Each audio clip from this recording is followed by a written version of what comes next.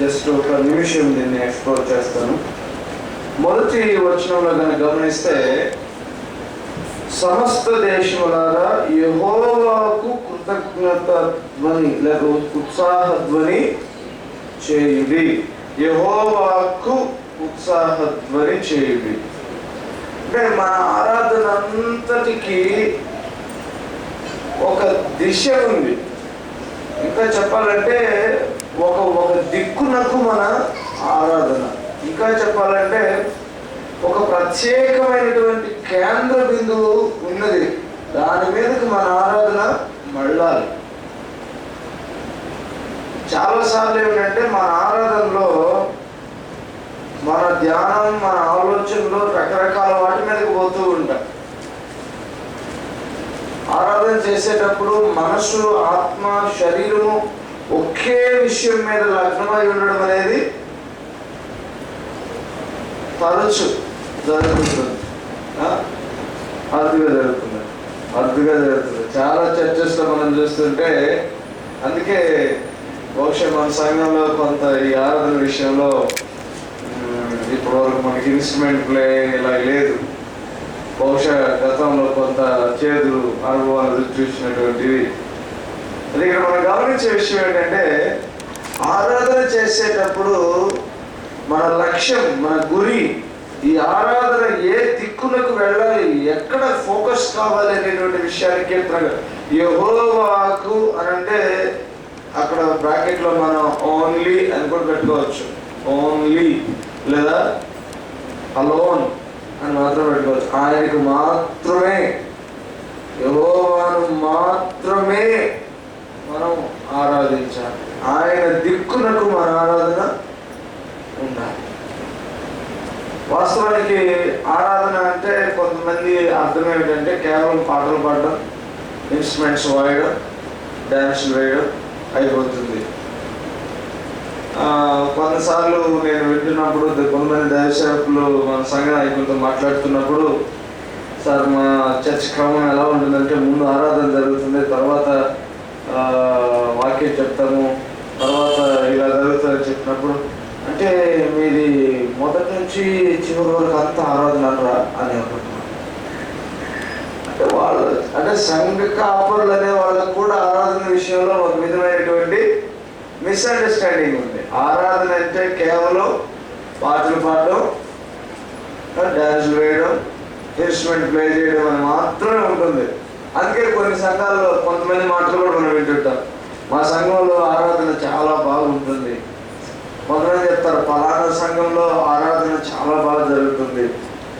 ఆరాధన అంటే కేవలం పాటలు పాడడం మాత్రమే కాదు, సహధ్వని చేయడం మాత్రమే కాదు.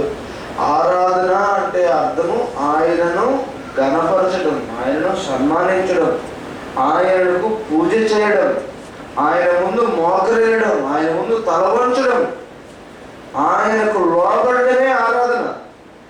ఇది ఎలా చేస్తాము? కేవలం పాట పాడే చేయము, కేవలం మాటలు మాట్లాడే చేయము, మన జీవితం ద్వారా చేస్తాం. ఆరాధన అనేది కేవలము సంఘంలోనే జరిగే ఒక ప్రత్యేకమైన క్రియ కాదు. క్రైస్తవ జీవితంలో ప్రతి క్షణము ఒక ఆరాధన చేయవలసిన క్షణమే. ప్రతిరోజు ప్రతి క్షణము క్రైస్తవుని బాధ్యత తమ సృష్టికర్తను ఆరాధించడం. కాబట్టి ఆరాధనకు అర్థాలు పలు రకాలుగా ఉండొచ్చు, కానీ అసలు అర్థం ఏంటంటే దేవునికి లోబడమే ఆరాధన. ఆరాధనకు లిటరల్ మీనింగ్ ఏమిటంటే బో డౌన్ అన్నమాట. మన తల వంచడం, ఆయనకు లోబడడం, ఆయనకు నమస్కరించడం, అంటే ఆయనకు పూర్తిగా దాసోహం అయిపోవడమే ఆరాధన. కాబట్టి ఇక్కడ మొదటిగా ఏమిటంటే మన ఆరాధన గురించి, సమస్త దేశములారా యెహోవాకు ఉత్సాహధ్వని చేయండి, సంతోషముతో యెహోవాను సేవించండి. రెండో విషయం ఏంటంటే ఉత్సాహధ్వని, సంతోషము. సంతోషము, ఉత్సాహధ్వని ఏమిటి? రెండు పదాలు వేరేగా. సంతోషము, ఉత్సాహధ్వని అంటే రెండు సార్లు చెప్పడం వల్ల ఎంత యాక్టివ్గా ఉండాలో ఆరాధన చెప్తూ ఉన్నాడు కీర్తన. మాటలు పడమే కాదు, జీవితాన్ని దేవుని ఎదుట ఎంత చురుకుగా, ఎంత మెలకువగా, ఎంత పరవశిస్తూ ఆయన దగ్గర ఆశ, ఆ అపేక్ష, ఆ జిజ్ఞాస ఉండాలో చెప్తూ ఉన్నాడు. 3వ వచనంలో అంటాడు, యెహోవాయే దేవుడని తెలుసుకొనుడి, ఆయనే మనల్ని పుట్టించును, మనం ఆయన వారము, మనం ఆయన ప్రజలము, ఆయన మేపు గొర్రెలము. ఆరాధనలో జ్ఞానం కావాలి, జ్ఞానయుక్తమైన ఆరాధన అయి ఉండాలి. మనకి చాలా విషయాలు తెలియాలి, ఎందుకు ఆరాధించాలి, ఒక స్పష్టమైన జ్ఞానం ఉండాలి ఆరాధన సంబంధించి. ఎప్పుడు వస్తుంది స్పష్టమైన జ్ఞానం? వాక్యాన్ని ధ్యానం చేస్తేనే వస్తుంది. వాక్యాన్ని ధ్యానం చేయకుండా రాదు. దేవుని గురించి జ్ఞానం ఎలా వస్తుంది? దేవుడు మనకు వాక్యం ఇచ్చి, ఆయనే దేవుడు తెలుసుకుని, తెలుసుకోవడం చాలా ముఖ్యం. తెలుసుకున్న తర్వాత చేసే ఆరాధన ఇంకా లైవ్గా ఉంటుంది, తెలుసుకున్నకు మునుపు వేరే విషయం. నేను ఒక సంఘంలో ఒక సహోదరి పాడుతుంది, నేను గమనిస్తున్నాను. ఏదో పాట, నేను ఆ కీర్తనకారుడు ఎవరో, రచయిత ఎవరో నాకు తెలియదు, కానీ చాలా ధనము వద్దయ్యా, ధాన్యం వద్దయ్యా, ఈ లోకంలో నాకు ఏది వద్దయ్యా, నీవే కావాలయ్యా, ఏసయ్యా నా ఏసయ్యా అనే మీనింగ్ వస్తుంది. ఆమె ఎలా పడుతుందంటే, నాకు ఏది అక్కర్లేదు, నీ ఉంటే చాలు ప్రభువా అనేలాగా పాడుతుంది. కానీ తర్వాత ఆమె గురించి రకరకాల న్యూస్ చెప్తున్నారు. ఆమె గురించి చెప్పిన న్యూస్ ఆమె లైఫ్కి, ఆ పాడిన పాటకు అసలు మ్యాచ్ కాదు. ఆ పాడే పాటలో ఉన్న మీనింగ్ ఏంటంటే, నా జీవితాన్ని నీకు అంకితం చేస్తాను, నీ పాదార్పణం చేస్తున్నాను, నీ దగ్గర నేను నీకు లోబడుతూ ఉన్నాను, నీవు చెప్పిన ప్రతి మాట చేసే దాసిని దాసుని అయిపోతున్నానని చెప్పడం ఆరాధన. అలాగే ఉంది పాట కూడా. కానీ ఆమె జీవితంలో మాత్రం కీర్తనకారుడు ఏమన్నాడంటే, తెలుసుకోకపోతే కేవలం పెదవుల మీద నుంచే వస్తాయి మాట.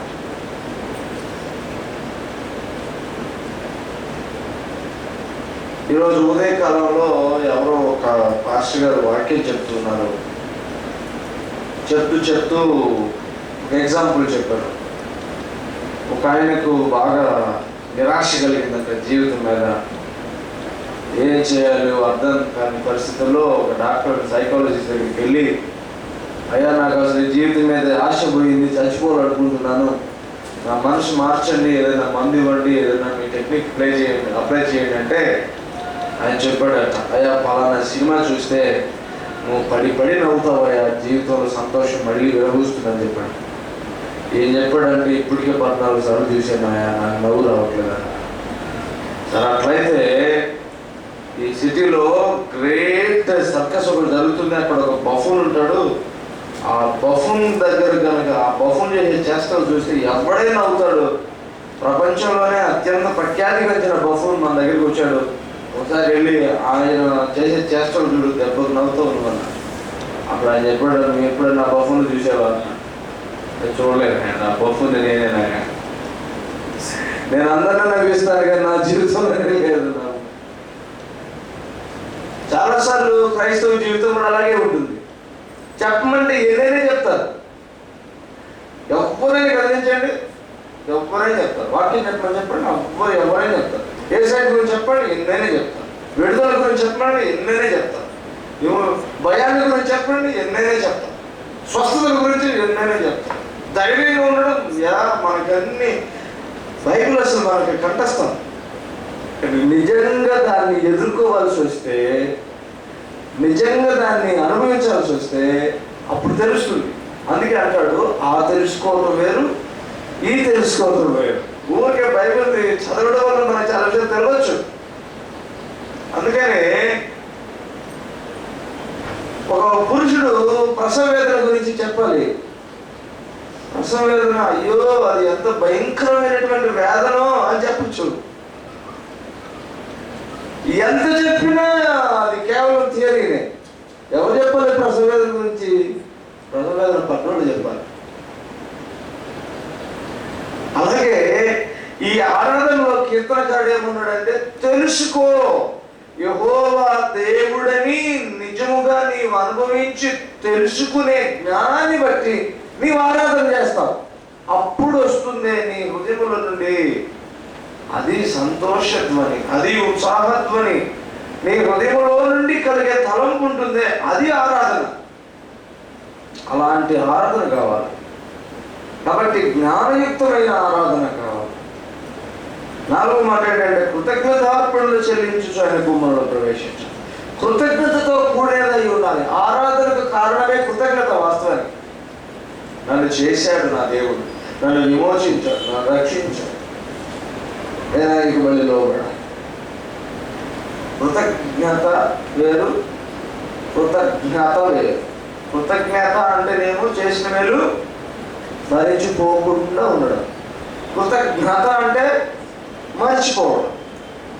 మర్చిపోయిన వాడు ఆయనకు లోబడడు, ఆరాధించు.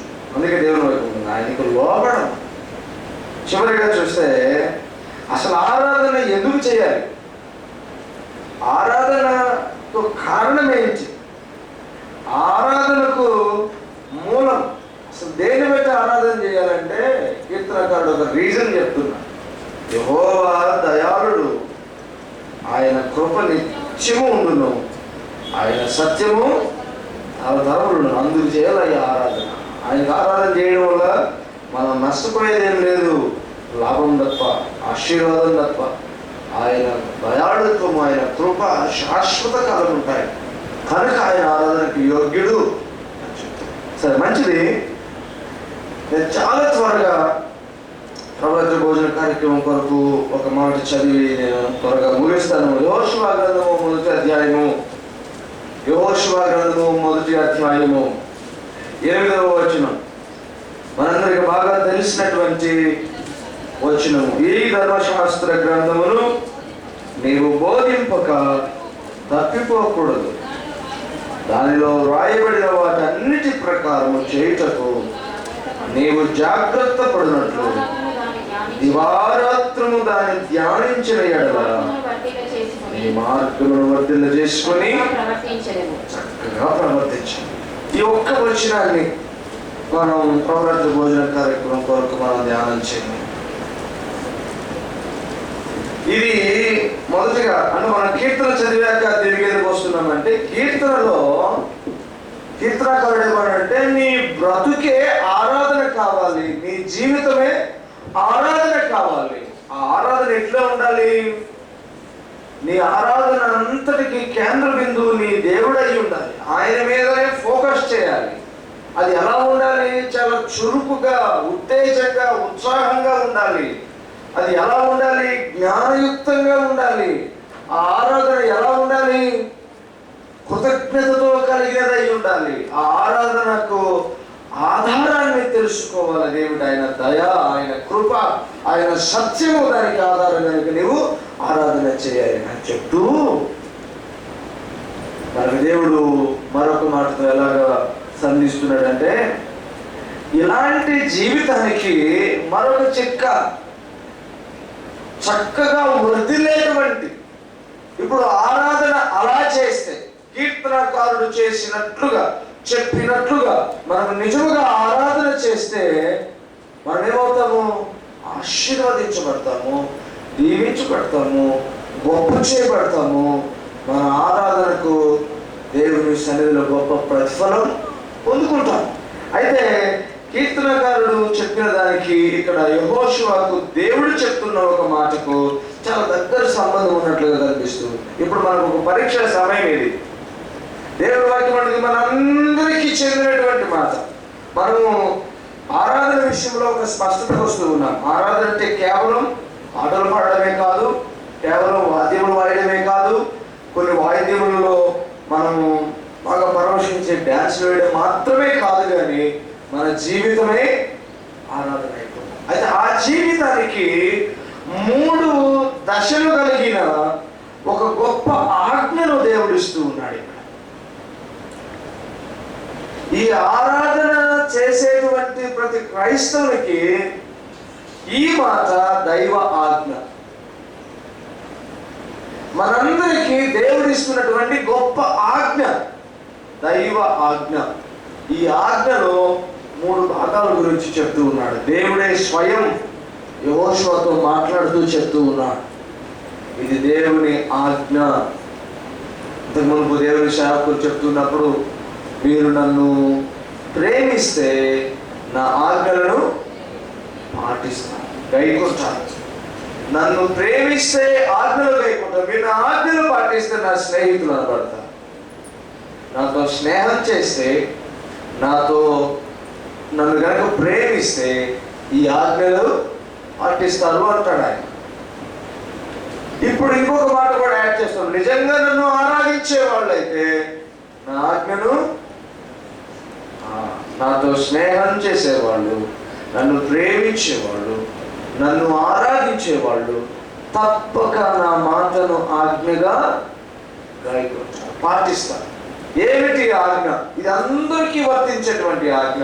ఈ ఆజ్ఞలో 3 భాగములు ఉన్నాయి. మనం త్వరగా మనం నిజంగా ఈ ఆజ్ఞను పాటిస్తున్నట్లయితే నిజంగా ఆరాధిస్తున్నట్లు, నిజముగా ఆయన ప్రేమిస్తున్నట్లు, నిజముగా ఆయనతో స్నేహం చేస్తున్నట్లు.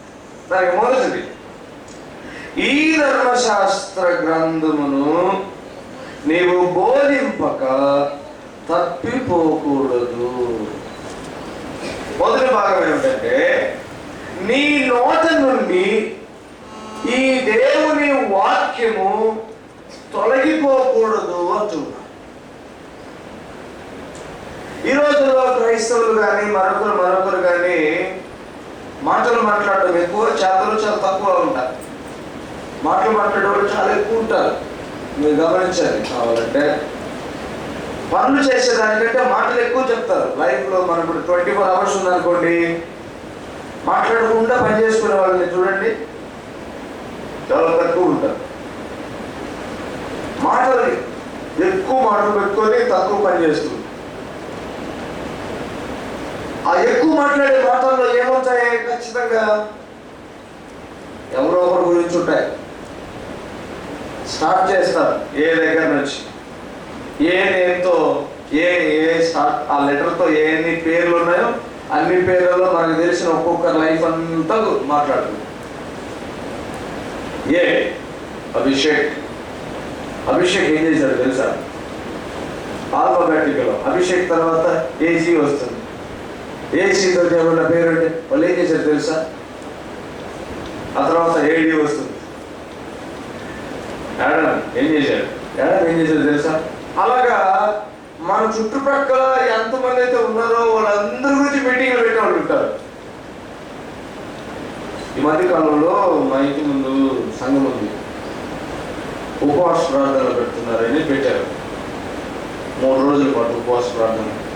ఎవరెవరు సిద్ధంగా ఉన్నారో అందరూ ఉపవాసం నుండి సంఘం అభివృద్ధి కోసం ప్రార్థన చేయబట్టే చేస్తున్నారు. ఒక ఆమె చెప్తుంది, అయ్యా నేను వృద్ధాప్యంలో ఉన్నాను కాబట్టి పెద్దగా అన్నపానాల విషయంలో సరైన స్థితి పాటించలేకపోతున్నాను. అందుకని నేను రాత్రిలో ఉపవాసాలు ఉంటున్నాను. పగలు ఉదయం కొంచెం టిఫిన్ చేస్తాను, మధ్యాహ్నం భోజనం చేస్తాను, ఇంకంతే. సాయంత్రం అంతా పస్తుంటాను. ఆ దృష్టిలో అది ఉపవాసం. మంచి పని చేశారు. ఏం చేస్తారు రాత్రి అంటే 2-3 ఆమె ఏజ్ వాళ్ళ పేరు చెప్పారు. నేను ఒకరోజు గమనించాను వీళ్ళు ఏం మాట్లాడుతున్నారు. వాళ్ళు 9:30కు 10 గంటలకు కూర్చున్నారు. 1 గంట వాళ్ళు మాట్లాడుకున్నది వింటూ ఉంటే మనకి ఏదో అనిపిస్తుంది, పోయి పడుకొని ఎదురుపోయారు. మళ్ళీ 2 గంటలకు కూడా చూశాను. మా ఇంటి ముందే 2 గంటలకు కూడా కూర్చొని మాట్లాడుకుంటూనే ఉన్నారు. మళ్ళీ ఇంటికి వెళ్ళిపోయాక 5-5:30 అప్పుడు ఇంకా అయిపోతుంది, ప్రేయర్ అయిపోతుంది. అప్పుడు వస్తే అప్పుడు కూడా మాట్లాడుకుంటున్నారు. రేపు మిగతా విషయాలు అనుకుంటూ ఎవరి గురించి అంటే, ఆ లొకాలిటీలో ఎంతమంది అయితే ఉన్నారో అంతమంది లిస్టు వాళ్ళ దగ్గర ఉంది. వాళ్ళకు కూడా తెలియని విషయాలు, ఆ ఇంట్లో కూడా తెలియని విషయాలు వీళ్ళ దగ్గర ఉంటాయి. అవన్నీ మాట్లాడుకొని పోతూ దేవా ఈ ఉపవాసాన్ని జయకరంగా పూర్తి చేయించడానికి కృప చూపాము అని వెళ్ళిపోతాం. ఉపవాసాలంటే మీనింగ్ మరి మన నోట ఏ మాట ఉండాలి అంటాడంటే దైవ ఆజ్ఞలో ఈ ధర్మశాస్త్ర గ్రంథానికి చెందినటువంటి మాటలు నీ నోట నుండి తప్పిపోకూడదు, తొలగిపోకూడదు. నీవు ఏది మాట్లాడినా వాక్యమును మాట్లాడడం కోసం నీవు ఆశపడాలి. నువ్వేం మాట్లాడుతున్నావు, ఎవరి గురించి మాట్లాడుతున్నావు, ఎందుకు మాట్లాడుతున్నావు, ఎలా మాట్లాడుతూ ఉన్నావు?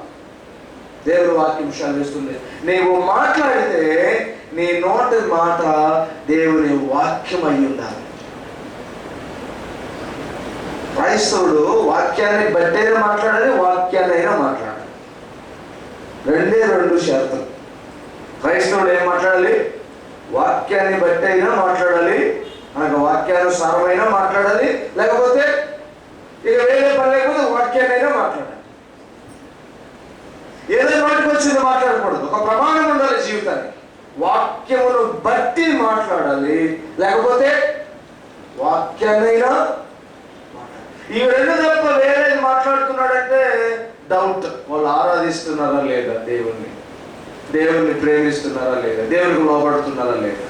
అందుకే దేవుని వైపు ఉంటుంది, నీవు ఆరాధిస్తున్నావా దేవుణ్ణి, నీవు దేవుణ్ణి ప్రేమిస్తున్నావా, నీ యేసయ్యను నీవు ఆయనతో నువ్వు స్నేహం చేస్తున్నావా, వాక్యాన్ని బట్టి నీవు మాట్లాడుతున్నావా. ఎవరితోనే మాట్లాడాలి, వాక్యమును బట్టి నీవు ఆలోచన చేస్తున్నావా.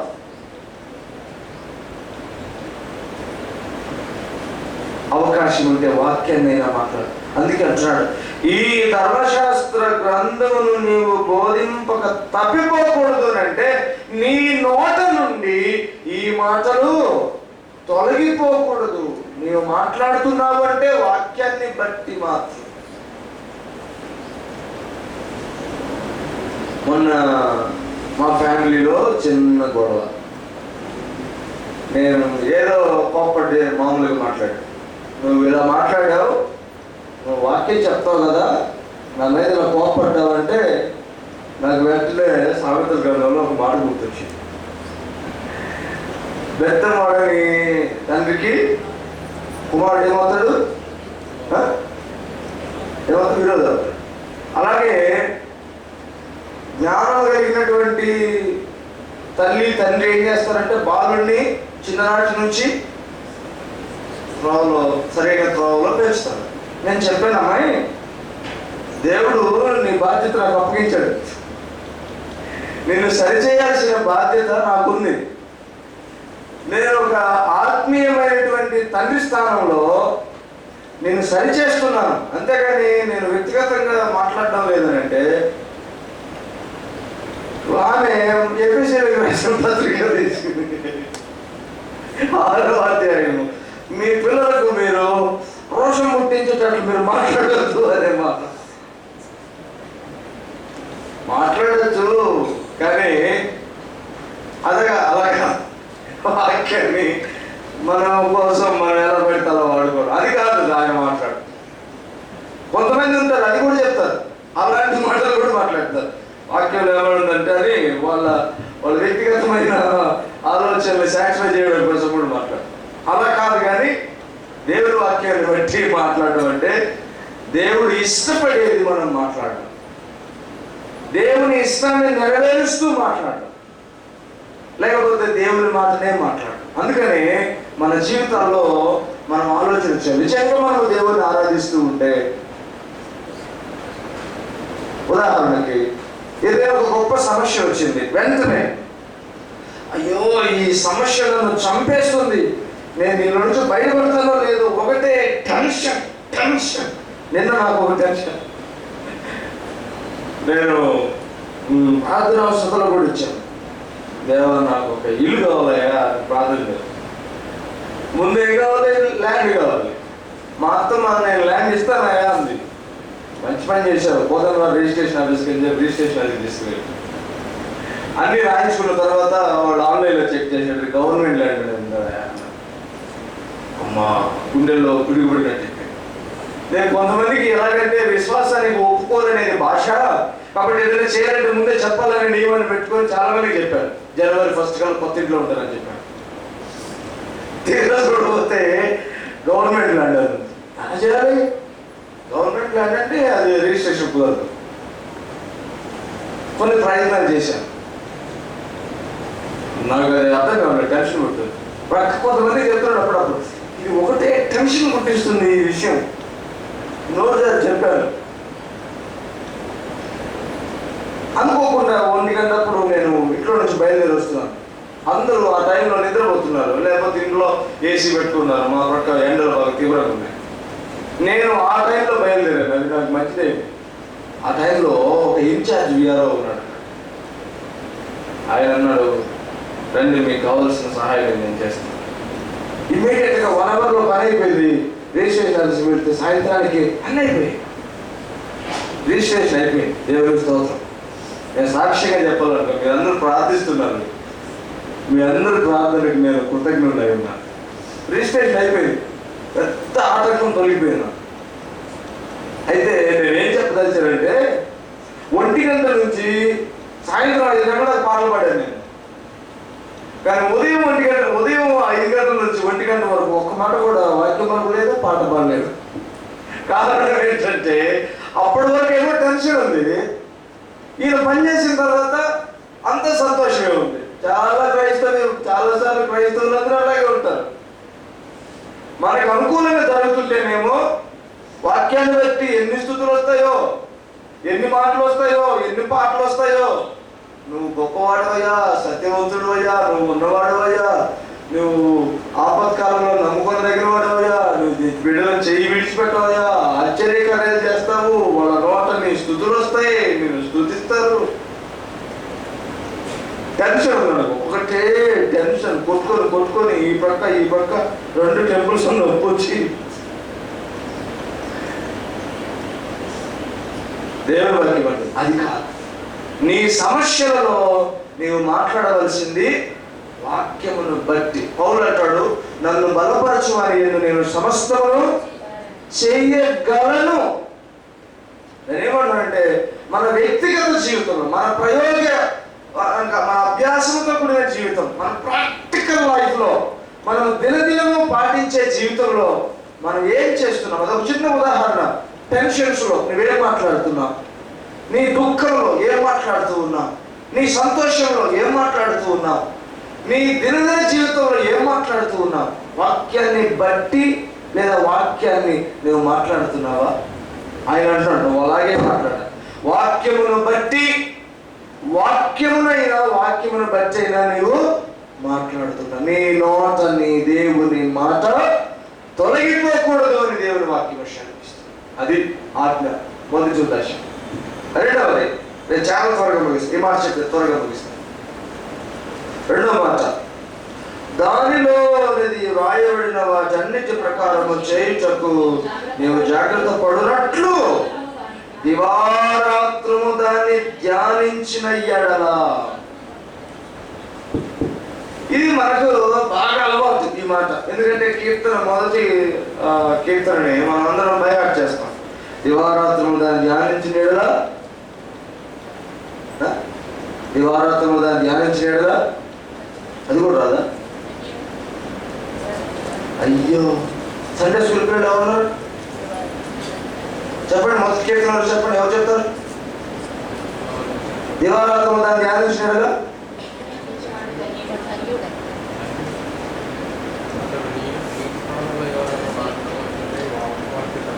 ఇక్కడ దేవుని వాక్య విషయాలు చేస్తున్నాం, మనం మర్చిపోతున్నాం. దయచేసి కొంచెం యాక్టివ్గా ఉన్నాం. కొన్ని అయినా కనీసం మేనేజ్ చేయండి స్పాట్లో. దివారాత్రులు దాన్ని ధ్యానించిన ఎడల. వ్యవహారికంగా చెప్పండి, ఉన్నదన్నట్టు చెప్పనక్కర్లేదు. మీరందరూ బాగా చదువుకున్నట్టుకున్నారు, 10th క్లాస్ వరకు ఉన్నట్టు బైహార్ట్ చేసి రాస్తున్నారు ఎగ్జామ్లో రాసినట్టు. అలా చెప్పద్దు, వాక్యాన్ని చెప్పచ్చు, నోటితో చెప్పద్దు. దివారాత్రులు దాన్ని ధ్యానించిన ఎడల ఏమవుతాము? ఆకు వాడుతాము, కాలంలో కాలు చెట్టు వల్ల ఉంటాము. లేకపోతే దేవుని యొక్క కాపుదలను బట్టి నిరంతరము మనం చిగిర్చేటువంటి ఆ విధంగా ఉంటాము. చెప్పండి నోటితోటి, ఉన్నది ఉన్నట్టు చెప్పనక్కర్లేదు. వాక్యాన్ని హృదయంలో పెట్టుకోవడం అంటే డిట్టో ఉన్నది ఉన్నట్టు పెట్టుకోవడం కాదు, ఆ వాక్య సారాంశాన్ని హృదయంలో పెట్టుకోవడం. దివారాత్రులు దాన్ని ధ్యానించిన ఎడలా ఏమవుతాము? క్షామకాలం అనేది ఎరగకుండా దేవుని సమృద్ధి అయినటువంటి వాతావరణంలో నిరంతరము ఫలించేటువంటి విషయంగా, లేకపోతే ఆ స్థితిలో మనము ఉంటాం. అందుకే దేవుని వాక్యం అంటుంది, దివారాత్రము ధ్యానం చేయడం అనేది మనకు బాగా ఇష్టమైన మాట. బాగా కష్టమైంది కూడా అదే,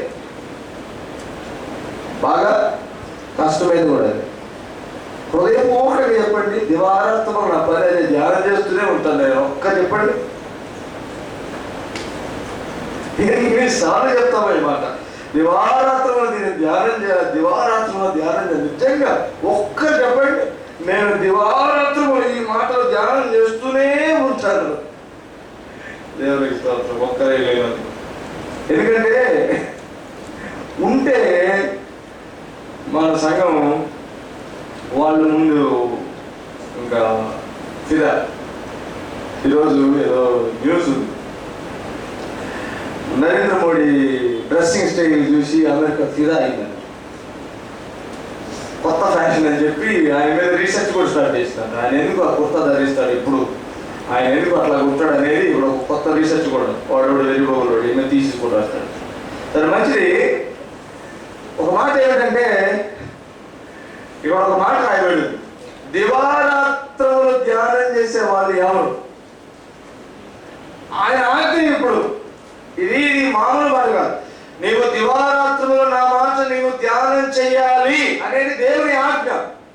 ఇప్పుడు మనం ఏం చేస్తాం? ప్రార్థన చేసినప్పుడు ఆజ్ఞ లేకపోతే క్షమాపణ అడగాలి లేదా? దానికంటే ముందు మనం ఆరాధన చేయడం లేదని మాత్రం తెలుసుకోవాలి. మనం చేస్తాం స్తుతులు. ఒక తండ్రి గారు చెప్పారు, రోజుకి 2 సార్లు చదువుతారు ఈ పుస్తకాన్ని. ఏం పుస్తకం? మన స్తుతుల పుస్తకం, ప్రైజ్ లార్డ్ ఫెలోషిప్ స్తుతుల పుస్తకం. 1600 2 సార్లు చదువుతారు. ఎప్పుడు ఏమవుతుంది? 3200 స్తుతులు చెప్తాను నేను రోజుకి. నేను వెంటనే 3 స్తుతులు చెప్పండి, అక్కడ రెఫరెన్స్ ఇస్తాను.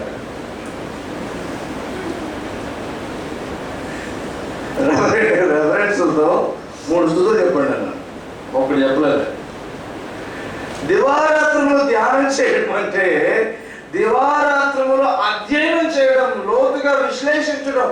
నువ్వు బైబిల్ని ఆదికాండం నుండి ప్రకటన వరకు చదువుకుంటూ వెళ్ళమని కాదు. ఒక్క మాట అయినా నీ హృదయంలో నిండుగా ఆ మాటను బట్టి ఎక్సైట్ అవ్వడం.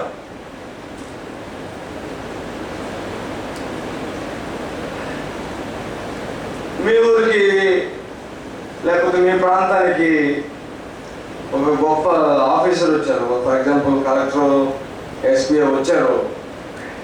వచ్చి మీరు ఏదైనా పని చేసేటప్పుడు లేదా మీరు ఏదైనా చేసినప్పుడు దానికి ఒక గుర్తింపు ఇచ్చి మీకు షేక్ హ్యాండ్ ఇచ్చి మీరు చాలా చక్కగా చేశారు, మిమ్మల్ని అభినందిస్తున్నానని చెప్పి మీకు ఒక షాల్లో కప్పి దండేసి దండం పెట్టాడు అనుకోండి. ఎన్నిసార్లు చెప్తారు అన్నమాట?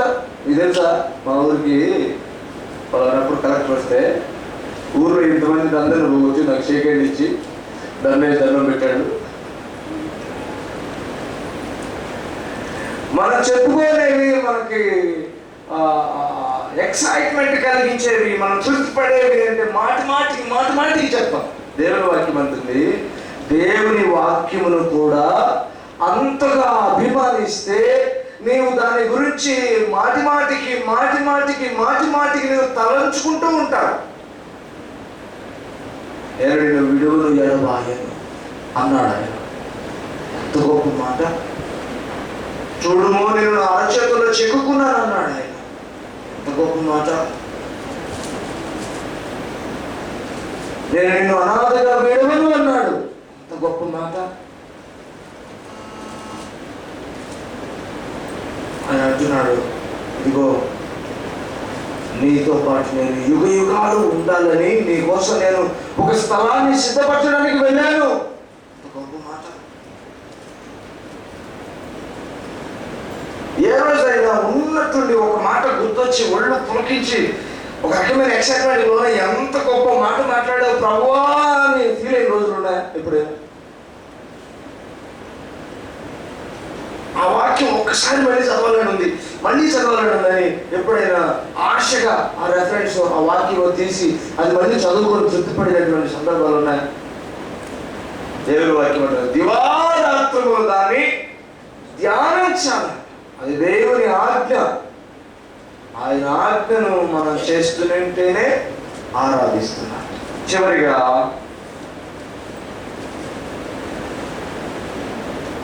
దానిలో రాయబడిన వాటన్నిటి ప్రకారం చేయుటకు నీవు జాగ్రత్త పడాలి. ఈ మూడవ ఆజ్ఞ ఏమిటంటే ఆ మాటలలో ఆ వాక్యములో ఉన్న ప్రతి దానిని వాటిలో ఉన్నటువంటి వాటి ప్రకారం చేయడానికి నీవు జాగ్రత్త పడాలి అని దేవుని వాక్యం. జాగ్రత్తగా వాటిని అనుసరించాలి. ఇప్పుడు దేవుని వాక్యం ఏమని ఆజ్ఞాపిస్తుందంటే నీవు వాక్యమును మాట్లాడాలి, వాక్యాన్ని బట్టేలా మాట్లాడాలి, వాక్యమును నీవు అధ్యయనం చేస్తూ ఉండాలి, వాక్యాన్ని బట్టి నీ చేతలు క్రియలు ఉండాలి. ఇది దేవుని ఆజ్ఞ. ఈ ఆజ్ఞను చేస్తే, ఈ ఆజ్ఞను పాటిస్తే నీవు ఆయన ఆరాధిస్తున్నావు. మనకు ఒక టెస్ట్, నిజంగా నేను దేవుని ఆరాధిస్తున్నానా? పాటలు పాడి ఆరాధించినట్టు కాదు, డ్యాన్సులు వేస్తే ఆరాధించినట్టు కాదు, ఆదివారం 5 hours చర్చిలో కూర్చుంటే ఆరాధించినట్టు కాదు. మన దినదిన జీవితమే ఆయనకు లోబడితే, ఆయనకు సమర్పించుకుంటే ఆరాధన. మన హృదయాన్ని ఆయన ముందు కుమ్మరిస్తే ఆరాధన.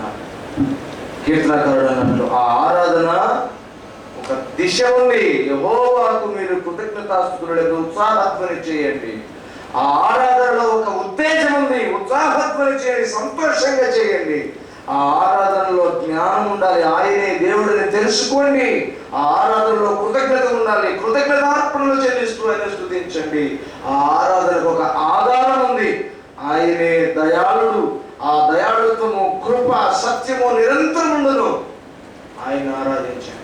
సరే, ఎంతగా ఆరాధిస్తున్నాను? నిజమే ఆరాధిస్తాను.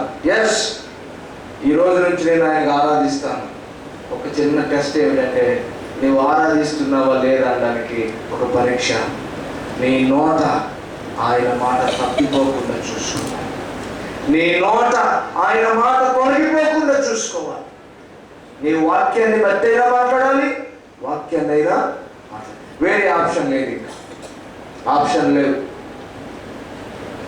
ఎవరికి ఆప్షన్ లేదు? తెలంగాణలో కొంతమంది ఉద్యోగులు ఉన్నారు, ఆంధ్రలో. మేము ఉంటామంటే ఆప్షన్ లేదంట. ఉందా లేదా మనం తెలియదు. ఆప్షన్ లేదు. దేవుని దగ్గర కూడా అక్కడ ఒక పాలసీ ఉంది.